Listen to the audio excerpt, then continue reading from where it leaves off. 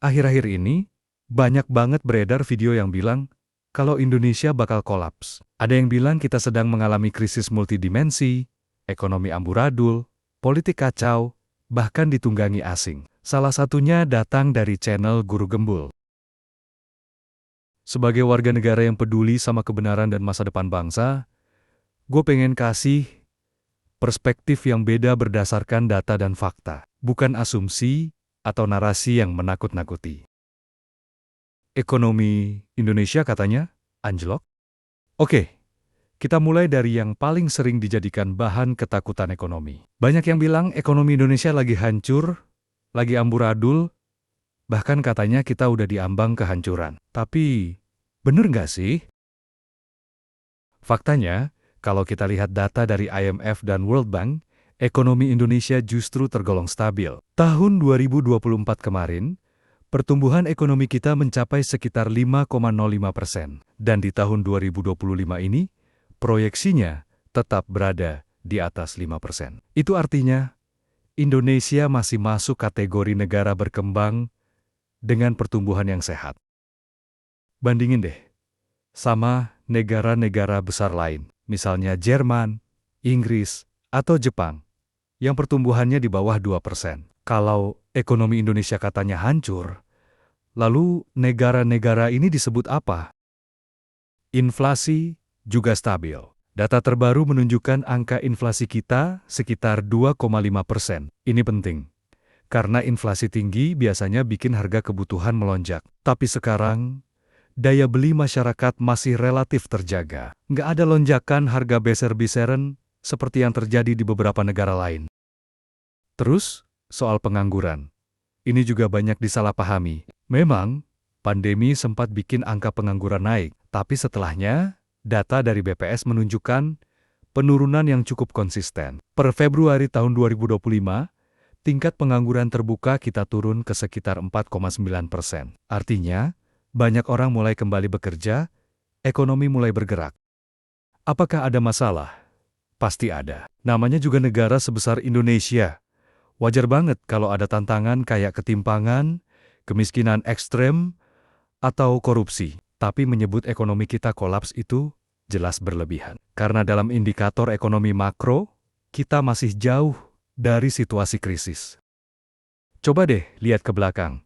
Krisis ke 1998, saat itu inflasi kita tembus 80%. Rupiah nyaris nggak ada nilainya. Pengangguran melonjak tajam. Itu baru krisis. Sekarang, jelas beda. Jadi, kalau ada yang bilang ekonomi Indonesia lagi sekarat atau udah di ujung tanduk, coba tanya balik. Datanya dari mana? Karena kalau kita pakai data yang benar, justru kelihatan bahwa ekonomi kita masih cukup kuat dan optimis ke depannya. Kedua, katanya rupiah melemah parah?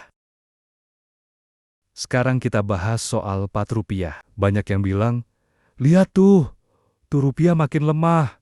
Tandanya Indonesia udah sekarat. Pelan-pelan dulu. Memang benar, nilai tukar rupiah terhadap dolar sempat melemah. Bahkan, sempat menembus angka Rp16.000 per dolar AS. Tapi ini bukan hal yang luar biasa. Semua negara juga mengalami fluktuasi mata uang, apalagi di tengah situasi global yang nggak stabil. Coba kita lihat latar belakangnya. Dunia baru aja lepas dari pandemi COVID-19, lalu ditambah konflik geopolitik seperti perang Rusia-Ukraina, situasi di Timur Tengah, hingga kebijakan suku bunga The Fed di Amerika Serikat. Semua itu berdampak langsung ke pasar uang global. Amerika Serikat, sebagai kiblat mata uang dunia, ketika menaikkan suku bunga acuan, otomatis banyak investor global narik dana dari negara berkembang dan balik ke AS. Akibatnya, tekanan ke mata uang negara-negara seperti Indonesia pun meningkat. Ini bukan karena fundamental ekonomi Indonesia yang buruk, tapi karena dinamika global. Dan yang perlu kita garis bawahi, meskipun 15 sempat melemah, Bank Indonesia BI nggak tinggal diam. Mereka aktif melakukan intervensi pasar, menjaga kestabilan nilai tukar, bahkan cadangan devisa kita masih kuat. Per Maret tahun 2025. Cadangan devisa Indonesia tercatat sekitar 140 miliar dolar Amerika Serikat. Artinya, kita masih punya amunisi yang cukup buat menjaga stabilitas 53. Bandingkan dengan negara-negara lain yang benar-benar krisis seperti Sri Lanka yang kehabisan devisa dan nggak bisa impor barang pokok Indonesia, masih jauh dari situasi kayak gitu. Dan jangan lupa, pelemahan rupiah juga nggak selalu berarti buruk. Buat pelaku ekspor, ini justru jadi peluang, karena produk Indonesia jadi lebih kompetitif di pasar internasional. Industri dalam negeri bisa bangkit kalau kita mainkan potensi ini. Jadi, kalau ada yang bilang pelemahan rupiah adalah tanda kehancuran, kayaknya kita perlu lebih jernih melihat konteks dan data. Fluktuasi itu wajar. Dan selama BI tetap aktif serta fundamental kita masih kuat, nggak ada alasan buat panik berlebihan. Ketiga, Indonesia ditekan karena gabung BRICS. Nah, sekarang kita masuk ke isu BRICS. Ada yang bilang, wah, Indonesia gabung BRICS, nanti bisa ditekan Amerika, bahkan bisa diboikot. Ini perlu kita bedah bareng-bareng. Pertama-tama, benar, per Januari tahun 2025, Indonesia resmi menjadi anggota penuh BRICS, yaitu kelompok ekonomi yang beranggotakan Brasil, Rusia, India, Tiongkok, dan Afrika Selatan, plus anggota baru seperti Arab Saudi, UEA, Mesir, Ethiopia, dan kini Indonesia. Tujuan Indonesia gabung BRICS ini jelas, memperluas kerjasama ekonomi, memperkuat posisi tawar di dunia internasional, dan membuka pasar baru. Ini keputusan strategis, bukan emosional. Terus, ada yang bilang, Indonesia bakal ditekan Amerika karena gabung BRICS. Tapi, mana buktinya? Sampai sekarang, belum ada satupun sanksi atau tindakan ekonomi konkret dari Amerika Serikat terhadap Indonesia.